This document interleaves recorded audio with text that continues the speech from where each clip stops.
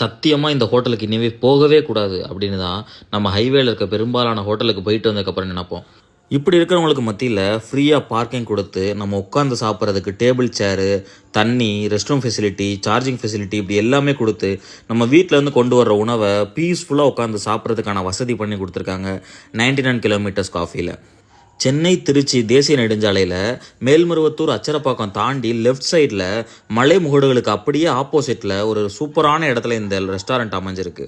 முழுக்க முழுக்க ஆரோக்கியத்தை முன்னிலைப்படுத்தி பாரம்பரிய சிறுதானிய சைவ உணவகமாக இது செயல்பட்டுக்கிட்டு இருக்கு. இதை நடத்துகிறவங்க மனோ சாலமன் அப்படின்ற ஓய்வு பெற்ற ஒரு விமானத்துறை அதிகாரி. முதல் தடவை இந்த உணவகத்துக்கு போன எனக்கு ஆச்சரியத்து மேலே ஆச்சரியமாக காத்திருந்துச்சு. மாற்றுத்திறனாளிகள் யூஸ் பண்ணுறதுக்கான சர்க்கரை நாற்காலி வச்சுருக்காங்க. நம்ம வீட்டிலேருந்து உணவு சமைச்சிட்டு போனால் அதை இங்கே வச்சு அமைதியாக சாப்பிட்டுக்கலாம். அது மட்டும் இல்லாமல் நம்மளோட அலைபேசி, மடிக்கணினி இது எல்லாத்தையுமே சார்ஜ் செய்கிறதுக்கான வசதி இருக்குது. அது மட்டும் இல்லாமல் எண்ணற்ற பயனுள்ள தகவல்கள் இங்கே இருக்க பலகைகள் எழுதியிருக்காங்க. தலைவர்களுடைய படங்கள், அது மட்டும் இல்லாமல் சுற்றி எங்கே பார்த்தாலுமே திருக்குறள், பொன்மொழிகள் அப்படின்னு பலவாறு நம்மளை கவர்ற மாதிரி தமிழ் பாரம்பரியத்தையும் பண்பாட்டையும் போற்ற மாதிரி வச்சுருக்காங்க. பிராண்டட் பேக்கேஜிங் வாட்டரை மட்டுமே ப்ரொமோட் பண்ணுற இந்த காலகட்டத்திலையும் சீரக குடிநீர், ஆவாரம்பூ குடிநீர், செம்பருத்தி குடிநீர்னு குடிக்கிறதுக்கு வச்சுருக்காங்க. அது மட்டும் இல்லாமல் கருப்பு கவனி சாதம், பழைய மோர்கஞ்சியெல்லாம் பார்க்குறதுக்கே அவ்வளவு ஆசையாக இருக்குது.